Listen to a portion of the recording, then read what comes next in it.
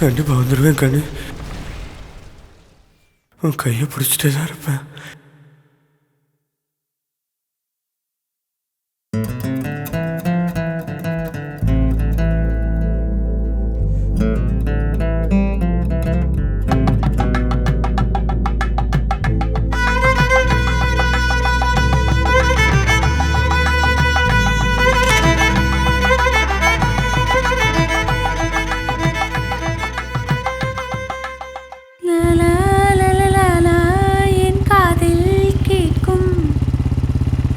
பாட்டு இல்லை மாமா. இந்த படத்துல கார்த்திக் ரோஜாவை பார்த்து பாடின மாதிரி நீ என்னை பார்த்து பாடுவியா? ஆள முடியாது படி. சிப்போ, உனக்கு மேல ஆசையா இல்லை, நான் போறேன். ஏய் ஏய் கனி நில்லு. ஏய் விடு மாமா. மாமா விடு மாமா. சொல்றதுக்கு இந்த வெள்ளையில எனக்கு எவ்வளவு பிடிக்கும் உனக்கு தெரியும்ல. உடச்சிடல போ மாமா. ஏய் நில்றி. ஏய்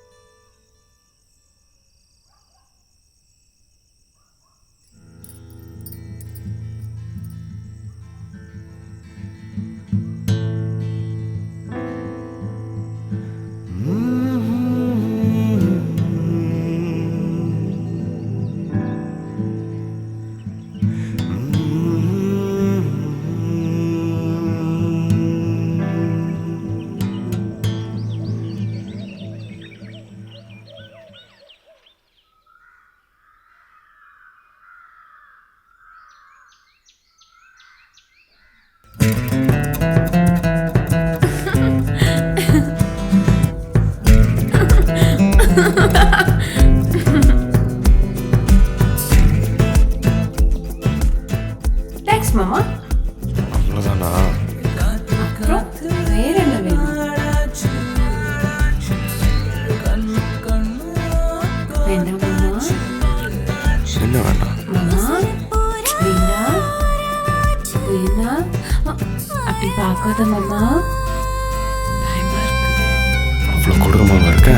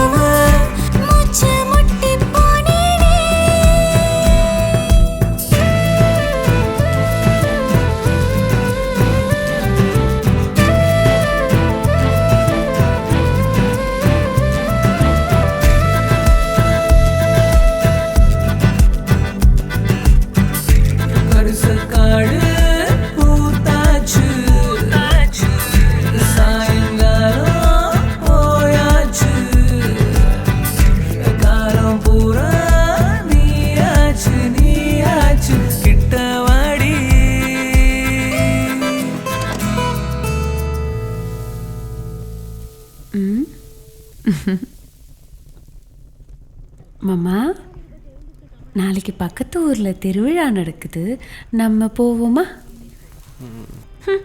நாளைக்கு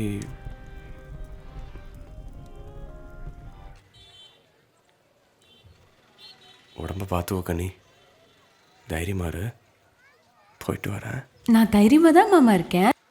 நீ வேலை வேலைக்கு சாப்பிடணும், எப்போ என்னை பற்றி தான் நினச்சிட்டு இருக்கணும், சரியா? போயிட்டு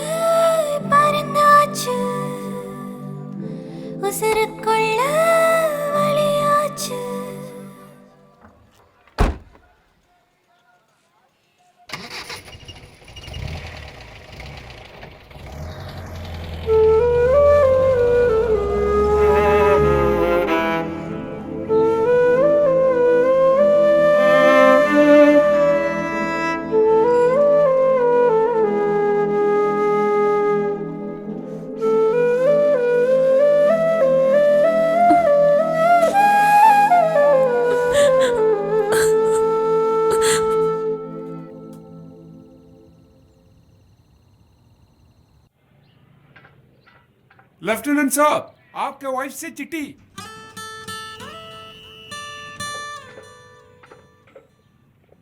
भाभी क्या कहते हैं?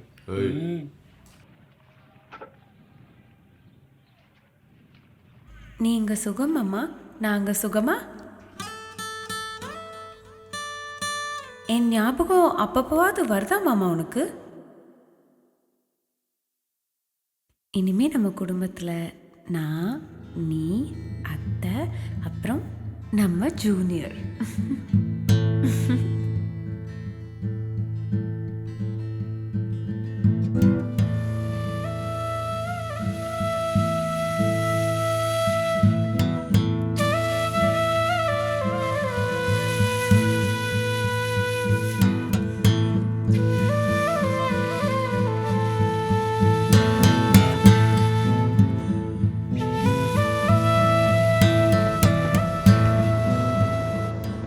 எப்படி மாமா இருக்க? டெலிவரி டேட் சொல்லிட்டாங்க டாக்டர். நம்ம குழந்தை பிறக்கும்போது நீ கண்டிப்பாக வந்து என் கையை பிடிச்சிக்கிட்டே இருக்கணும் மாமா. சீக்கிரம் வந்துருமாம்மா. கண்டிப்பாக வந்துடுவேன் கனி. உன் கையை பிடிச்சிட்டே தான் இருப்பேன். தைரியமா இரு.